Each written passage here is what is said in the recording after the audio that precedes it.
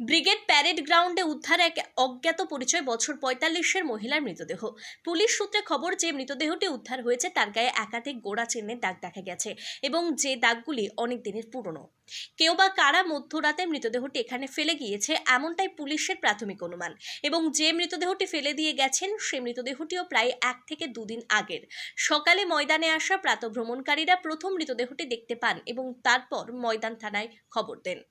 ইতিমধ্যেই লালবাজারের গোয়েন্দা বিভাগ শাখা ও ময়দান থানা ঘটনা তদন্ত শুরু করেছে। খতিয়ে দেখা হচ্ছে পার্ক স্ট্রিট থেকে ব্রিগেডগ্রামী রাস্তার সমস্ত সিসিটিভি ফুটেজ।